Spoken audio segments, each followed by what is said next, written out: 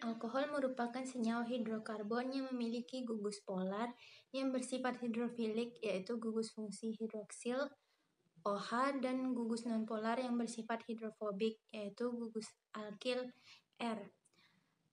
Alkohol bersifat lebih polar dibanding dengan senyawa hidrokarbon alkana, alkena, dan alkuna.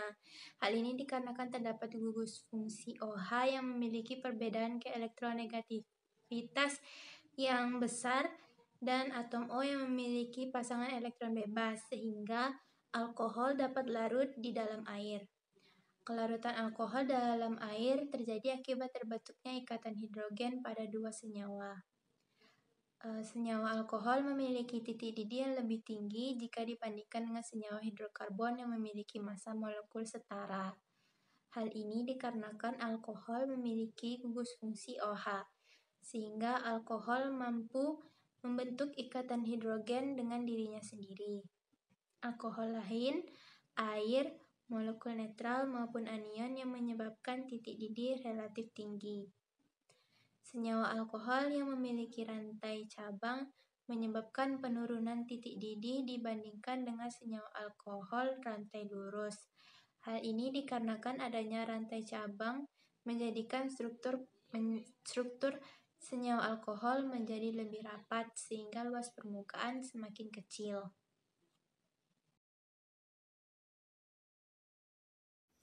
Sifat fisika dan sifat kimia asam karboksilat.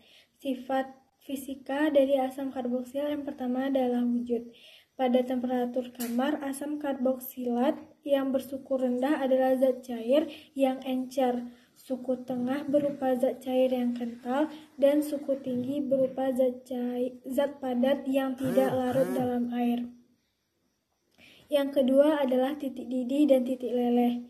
Titik didih dan titik leleh asam karboksilat relatif tinggi karena kuatnya tarik-menarik antar molekul, bahkan lebih tinggi dari alkohol yang bersesuaian. Yang ketiga adalah kelarutan. Asam karboksilat suku rendah dapat larut dalam air, tetapi asam karboksilat suku yang lebih tinggi sukar larut dalam air.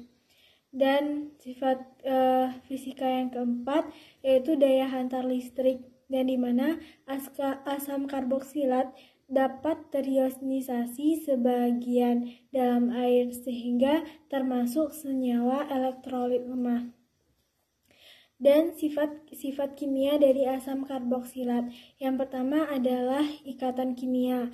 Asam karboksilat mempunyai ikatan hidrogen sesamanya dan dapat berikatan secara ikatan hidrogen dengan molekul air. Dan selanjutnya itu ada kepolaran. Asam karboksilat mempunyai gugus hidroksil yang bersifat polar, sehingga asam karboksilat bersifat polar. Dan yang terakhir ada sifat kimia dari asam karboksilat yaitu kereaktifan, yang dimana kereaktifan dari asam karboksilat merupakan asam lemah dan makin lemah untuk suku yang lebih tinggi.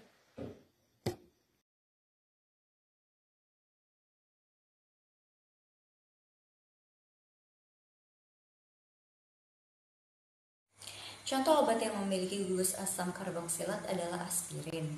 Aspirin ini mudah terhidrolisa menjadi asam asetat dan asam salisilat. Hal tersebut terjadi karena adanya pengaruh dari gugus asam karboksilat pada aspirin. Sifat kimia asam karboksilat yang mempunyai ikatan hidrogen membuatnya dapat berikatan dengan molekul air, sehingga ketika aspirin bertemu dengan air akan terjadi ikatan hidrogen yang mana air akan bereaksi dengan aspirin karena adanya perbedaan keelektronegatifan. Oleh karena itu, reaksi ini juga disebut sebagai reaksi yang reversibel.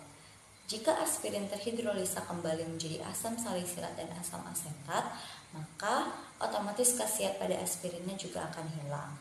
Namun, dengan adanya ikatan hidrogen ini, titik didih pada aspirin jadi relatif tinggi, yaitu 135 derajat Celcius.